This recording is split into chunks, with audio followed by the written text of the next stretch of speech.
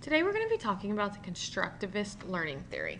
The Constructivist learning theory was the learning theory that I'm most related to out of their learning theories in our adult learning theory course. This is Vicky Creasy, and this is my final project for our summer 2013 adult learning theory course.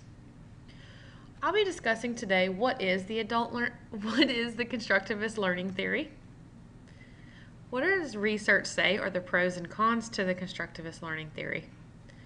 Who's responsible? And how can I best use this to teach adults? So let's get right to it. What is the Constructivist learning theory? With the Constructivist learning theory, students construct new knowledge for themselves through investigation, teacher-led inquiry, and discovery. Hands-on learning leads students to use prior knowledge and construct new knowledge on top of past experiences. This is the way that I learn best, and I feel like this is why I related most to this learning theory. I've always been a hands-on learner and a project-based hands-on teacher. All right, let's look at some of the main points to the Constructivist learning theory. Learning is an active process in which the learner uses sensory input and constructs meaning out of it. People learn to learn as they learn. I like that. I think it sounds like a Dr. Seuss thing. Learning consists both of constructing meaning and constructing systems of meaning. So people are always learning, and as they're learning new things, they're also learning how to learn better. Learning is a social activity. Our learning is intimately associated with our connection with other human beings. Our teachers, our peers, our family, as well as casual acquaintances, including the people before us or next to us at an exhibit. One needs knowledge to learn. It's not possible to assimilate new knowledge without having some structure developed from previous knowledge to build on. And this is the main idea behind the Constructivist learning theory. It's kind of like with a set of Legos. You can't just start with some Legos and start building up. You have to have a base plate to put on the bottom. You have to have something to build from, or else your knowledge will fall. Your Lego part will fall. So you have to have some knowledge in order to build from. And also, learning is contextual. We don't learn isolated facts and theories in some abstract, ethereal land of mind separate from the rest of our lives. We learn in relationship to what else we know, what we believe, our prejudices, and our fears. This is why in a classroom, everyone's learning is a unique and individual experience, because everyone has their own unique and individual experiences to build from and to draw from. They're going to get different ideas and different pieces of knowledge out of what a teacher is teaching. The points on this slide are attributed to G.E. Hine. You can see this information in the bibliography section attached to this presentation. All right, so now that we kind of know what is the Constructivist learning theory, let's talk about who's responsible for it. And quite a few people are attributed with helping develop the Constructivist learning theory. I'm going to talk about who I found were the top 3 who really influenced how the Constructivist learning theory came to be. Now, the latest one, Jean Piaget, he actually died the soonest to us, and in 1980. He added 2 really important parts to the Constructivist learning theory. He added the ages and stages, and this is ages and stages that he says that all human beings go through. And while they may have different time frames for them, all human beings go through these specific stages and ages in order. Now, some people may go a little quicker and some people may go a little slower, but they all go through each of these stages in this order. So the first stage is the sensory motor stage, and it is birth through ages 18 to 24 months.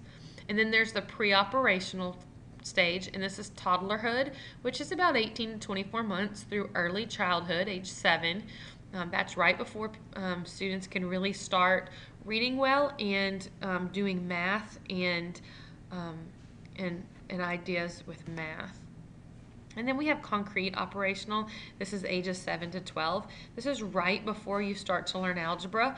Students aren't able yet until the end of this stage to use ideas to place in for, they aren't able to use abstract for an idea. So putting an X in for a number is not able to be done during this stage, but it can at the end of the stage. That's why algebra starts to be taught around age 12. And then you have formal, operational, and this is adolescence through adulthood. And like I said earlier, he does believe that these stages are had by all in this order, but some people may go through them a little quicker and some people may go through them a little slower. Secondly, Piaget added the theory of development, which is that learners must construct their own knowledge. They build new knowledge through experience. So this is the basics of constructivist learning theory. He said that knowledge is built through experiences that allow the person to create what he called schemas. And schemas are like models of the world made in the mind. Schemas are made more thorough by two processes. Assimilation, which is taking in new information or experiences and incorporating them into our existing thoughts and ideas. And accommodation, which is changing one's existing schemas to include new information or experiences or to create new schemas. All right. The next influential person was John Dewey, and he's died the second furthest from us in 1952. And Dewey added in that he felt that knowledge comes only when the learner has an experience to draw from. So he was very specific in this. He felt that you do not learn new things unless you have an experience to draw from. He also said that students are social and work to construct new knowledge together in groups. And lastly, he said that students learn through directed activity and that teachers need to guide their students through directed activity so that they could best construct their own new knowledge. All right, and the last person we're going to look at is Lev Vygotsky. He actually died in 1934, so he died the earliest of the three people that we're studying, and he really added the social factor to the constructivist learning theory. He said that students learn socially and are influenced by social and cultural aspects. He added the discovery model of learning where the teacher is always active. So the teacher is active in guiding students to discover knowledge. The teacher is not a rote teacher, but a teacher who leads students into their own way of acquiring their own knowledge through discovery. And he added something that's extremely important, which is called the zone of proximal development. And this is what a learner can do with and without help. So it's a level at which a learner can actually learn by themselves without help, and then the level that of help that a learner needs in order to actually learn. And this is used quite extensively through all of the research that I did in the constructivist learning theory. All right, so let's look now at what research shows are some of the pros and cons to the constructivist learning theory. Since there's so many different learning theories out there, you're always going to find somebody who can tell you what's wrong with a learning theory and what's right with a learning theory. So we're going to look at research to tell us some of the challenges that are given to the constructivist learning theory. The first one is that research shows that teachers have to spend more time getting to know individual students on a personal level so that they can learn their zone of proximal development. If teachers are truly going to lead students to their greatest potential for learning and for acquiring new knowledge, they have to be able to direct their activities, and they need to know exactly what level of help that student needs. And that takes quite a bit of time to know. It's a lot easier to sit in a class with 30 students and just tell them their ABCs and not worry about where each one is individually. So it will take more time for teachers. Also, research shows that the constructivist learning theory works well on privileged children that have more experiences to draw from. So underprivileged children don't have as many experiences as privileged children do, and so that would lead the research to show that those children would not be able to construct as much knowledge because they just don't have the experiences to draw from.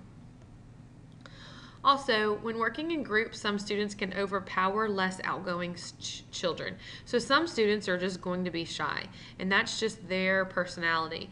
And so when you have a really shy student and you try to get them to work in a group, They're not going to gain anything from working in that group, which is kind of defeats the idea of the constructivist learning theory. So you will have a child, or maybe 2 or 3, that's left behind and that doesn't actually isn't able to learn to the best of their ability.